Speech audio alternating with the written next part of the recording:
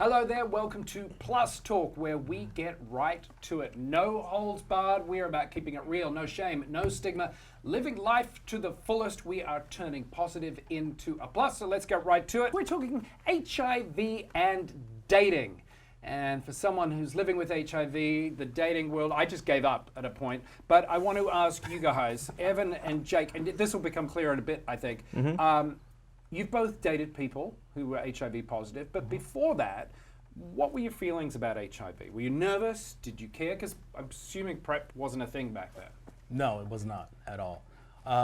So yeah, I mean, for me, I think that, I definitely had some awareness of it. I wasn't completely ignorant of HIV, but of course, like there's still that natural fear of, how am I gonna catch it? If I date someone, if I have sex with someone.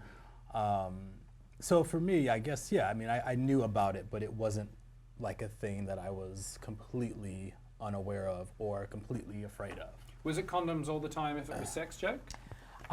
Before I met Jason, it was not really. As a trans man, I never really thought that I was at risk, which is actually not true at all. We're at risk just as much or even greater than cisgender gay males. But I really didn't care because in my head I was like, oh, if I, contract HIV, it's just a pill either way. So I was very nonchalant about it, which probably wasn't the best, but yeah, I didn't really give much thought to it. I think it was because I was so desperate for gay men to like me as a trans man that I was like, I don't care.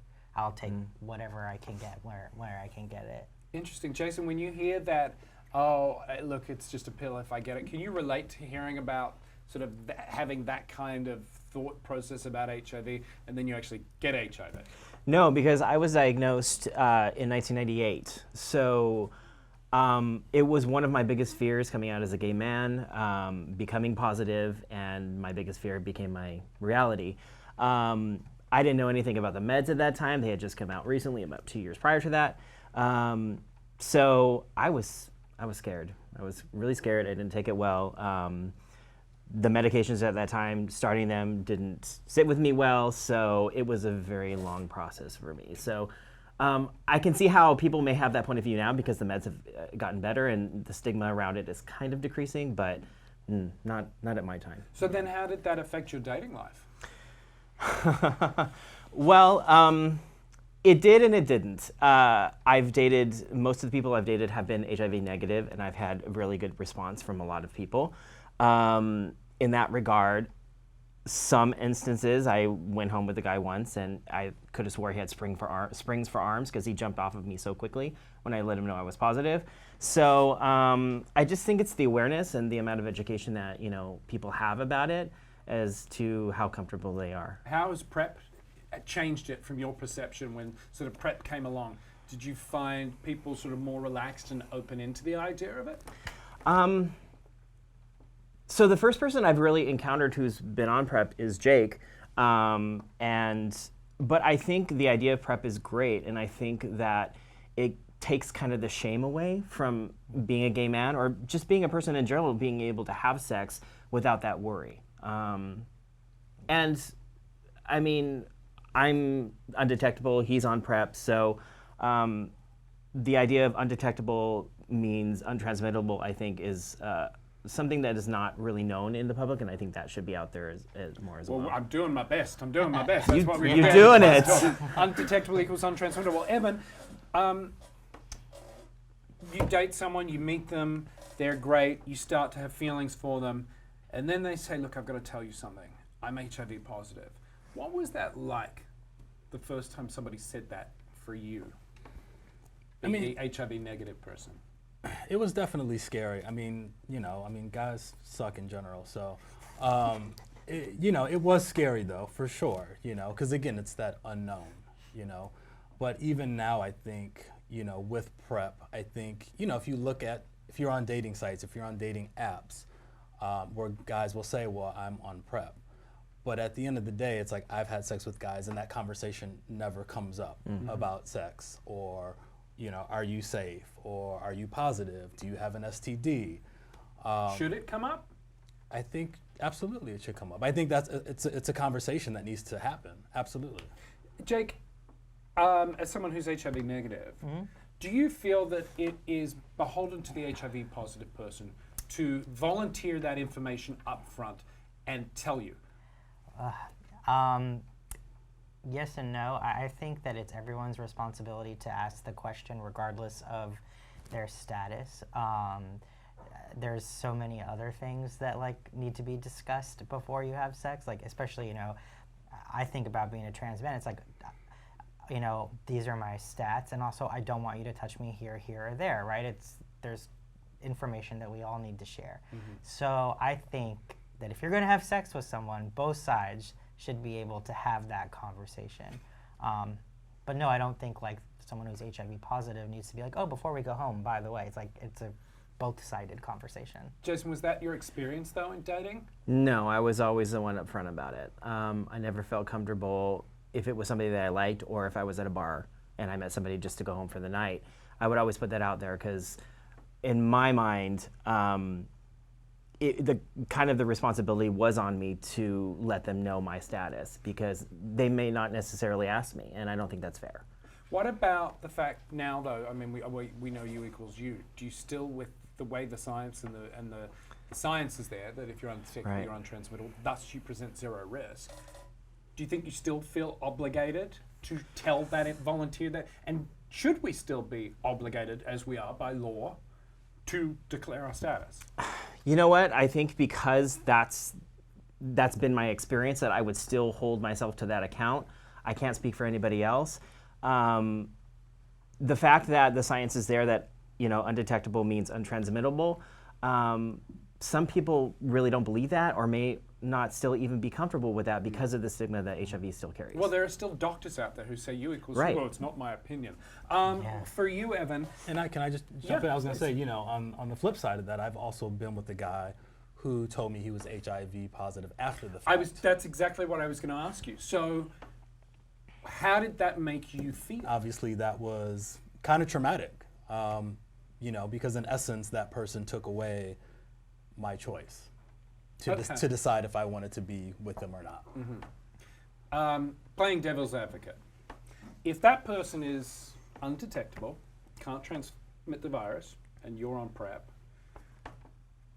there's zero risk to you. I don't know. I think there is still a part of me that feels like I'm not saying that's you're something wrong. that I'm I just- want to know. No, absolutely. That I would want to know that. Right. I don't think that they're necessarily obligated Yeah. to tell me, but it's just something that I would have wanted to know. Jason, how do you respond to that? Because being an HIV positive man like myself, the stigma that we face, and I'm not justifying that person's actions. Yeah, by yeah, any for means sure. of the conversation, but how do you react to that sort of response? I mean, I can understand where he's coming from. Though the action of telling somebody in that moment that you're HIV positive and not knowing what the reaction is going to be can really make you feel small and less than. So I understand the inclination not to say something. But I also understand his point where he feels betrayed by that, because he should have that choice. Yeah, and if we're going to be intimate, then I should know. Right.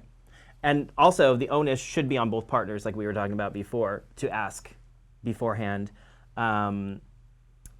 So I think to avoid any kind of weird feelings in that aspect, asking is how do key. you have And that's what I was going to say. I was Yeah. like, you know, I take responsibility too, because Right. I could have asked as well, which I did not. So Yeah. the onus is not on that other person. Right, but I think it's a 100%. completely natural response that you had that was like, hang on, we just had something intimate. You don't think I deserve to know that? But on the flip side, every time we have to disclose our status, just it makes us feel that little bit smaller, like I have to just keep announcing to the world. Evan, how have you educated yourself, how did you educate yourself to stay safe before the knowledge of U equals U? Well, I mean, you know, my ex is positive, and so he worked in HIV. He worked in public health. So, you know, having him as an educator helped me a lot. You know, but like I said before I met him, I still knew about HIV and felt, you know, somewhat knowledgeable. So how has things like PrEP changed the way you approach condomless sex? Well, it hasn't, because I kind of always never used condoms, but I think my idea now is that it allows more intimacy between the two of us in terms of being intimate, if that makes sense, rather than like thinking about like this person that I love, could possibly, seroconvert me, or vice versa, like this person I love, I might put at risk. Now it's just like there's no barrier to our intimacy. Right. So not a physical barrier that's not there, but our intimate moments. Because what kind of stigma, if at all, do you guys face as what we call a serodiscordant couple, which is such a mouthful? One's positive, one's negative. I mean, in our experience, like personally, I don't think we've encountered much in the way of that. yeah, we encounter more stigma, I think, as being a trans cisgender couple, which I think is what brought us together in the first place. Like when I remember sitting at the bar, we were at the fault line, right? And he was like, Eagle, yeah. How could you Sorry. forget that? Get your diamond. right. At least it wasn't the Gold Coast. We love you, Gold Coast. We love the Gold Coast. But he told me, he's like, I got to tell you that I'm HIV positive, and I just wanted to let you know because I really like you. And I was like, how could I judge you for that when I'm trusting you with accepting me for being trans? And so I think like the stigma that we both face separately is what brought us together. Yeah, we and can I think, relate. And I think it just goes to show you never know what somebody else has going on, Yeah. which is why conversation and questions and talking is Yeah. often the best way rather than assuming. Evan, what's dating life for you post-PrEP and also post-knowledge of U equals U? It still sucks. Guys are crazy, aren't they? Yep. Not all. Well, No, but do you go into approaching sex a little more relaxed about it? Now, obviously there are still other STIs out there, so there are other risks with having condomless sex. But fine, go get a shot in the bum and it hurts for a couple of minutes, and then fine. But or are you still cautious? I'm still cautious. Yeah, I don't think it's changed my thinking at all. Okay, well, that wraps that Yeah. up. succinct to the point. Yeah. Yeah. No, but I mean, as you said, you were in a relationship with an HIV positive person. That experience must have had some effect on your outlook to all of this. Yeah, I mean, it increased my knowledge. It made me more aware and more comfortable. That's not something that I fear now, because I feel like I'm armed with all that knowledge. So yeah. I feel like you're pretty cool. Like, did HIV ever concern you? Like, did you have that sort of stigma? I don't know. I mean, yes and no. But I mean, I feel like I'm pretty open when it comes to dating. Right. So I feel like for me, it was just, I judge each person individually. So.